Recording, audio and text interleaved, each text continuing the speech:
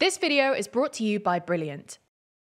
It's a bad time to be an incumbent, as across the world voters are inflicting defeats on leaders and ruling parties in an unprecedented global wave. From the United Kingdom to the United States and South Africa to South Korea, incumbents have been battered, with Kamala Harris and the Democrats just being the latest example. So in this video, we're going to look at the anti-incumbent wave sweeping across the globe, explain why it's happening and what lessons can be learned from it.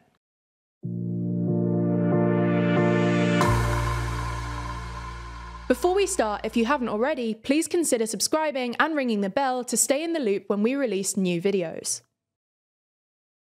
So to get things started, we're going to take a look at the countries that this anti-incumbent wave has reached, demonstrating just how worldwide a phenomenon it is.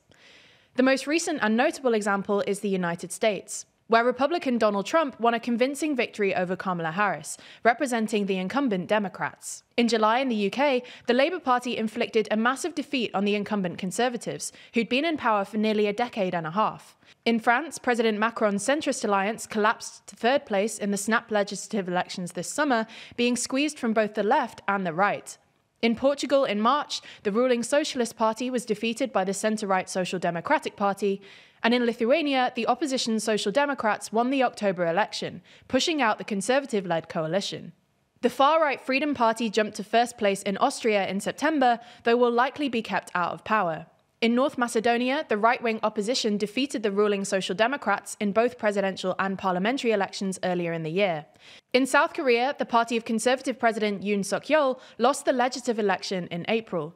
In Senegal, a postponed election in March resulted in a victory for outsider candidate Bassirou Diomaye Faye over the ruling coalition's candidate.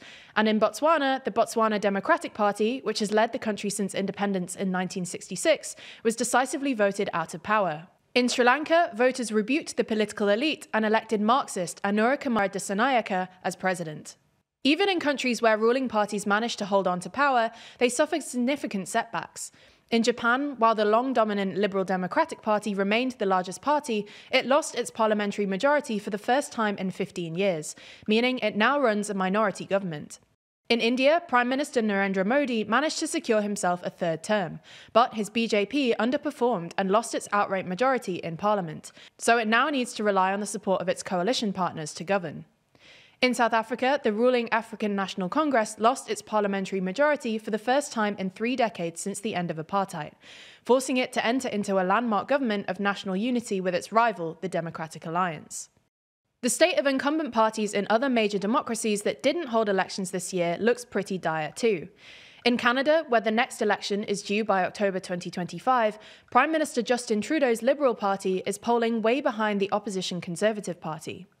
In Germany, the opposition CDU or CSU maintains a comfortable polling lead, while the 3 governing coalition parties are polling poorly, with an early election looming. From the examples we've been through, it's evident that this is not a global shift to the left or the right. Politicians and parties of all stripes have been losing. But that's not to say there are no exceptions, though.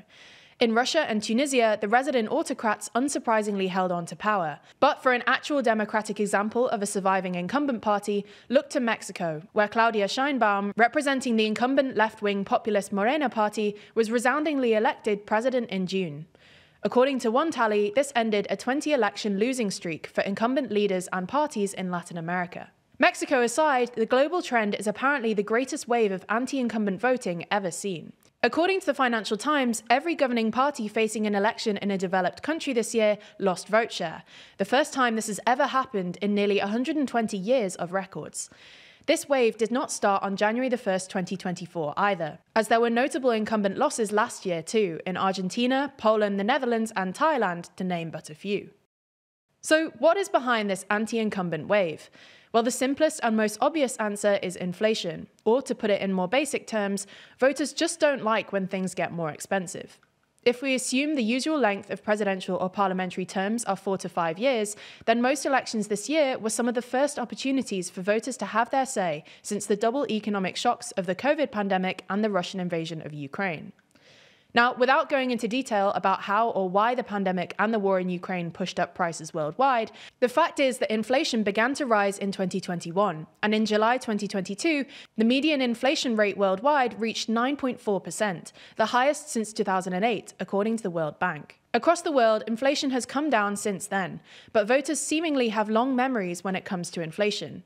You can tell a voter that the inflation rate has been brought down to a more palatable level, but that doesn't change the fact that they can remember how much cheaper their shopping bills were 4 or 5 years ago. Now, it's obviously worth pointing out that beyond inflation, every country that went to the polls did so within their own contexts. In the UK, for example, various scandals and severe party turmoil badly damaged the Conservatives, and similarly, corruption scandals hurt the LDP in Japan. In Senegal, the ruling party's attempted postponement of the election likely boosted the opposition's cause. And in the US, one could argue that the Democrats were hurt by President Biden staying in the race as long as he did. These local factors obviously mean that no election is the same, but the point we're making is that the double global shocks of COVID and the war in Ukraine, which, let's remember, were massive, and the subsequent economic fallout, have made incumbency a distinct disadvantage across most of the world. So, what lessons can we take from all of this? Well, for starters, there will almost certainly be some more victims of this anti-incumbent wave before too long, with Germany's Chancellor Olaf Scholz and Canada's Prime Minister Justin Trudeau, for example, in precarious positions. The next lesson is as much for this year's victors as it is for the losers. Things can change dramatically in the space of a single term. Donald Trump was resoundingly defeated in 2020, only to stage a stunning comeback in 2024, as economic conditions proved to be in his favour. The British Conservatives won a landslide victory in 2019, but this year suffered one of their worst ever losses. The beneficiaries of this anti-incumbent wave can just as easily be brought down by the same sentiment that brought them to office, if they fail to make tangible improvements to voters' lives. Now, as a TLDR viewer, it's clear that you have a thirst for learning.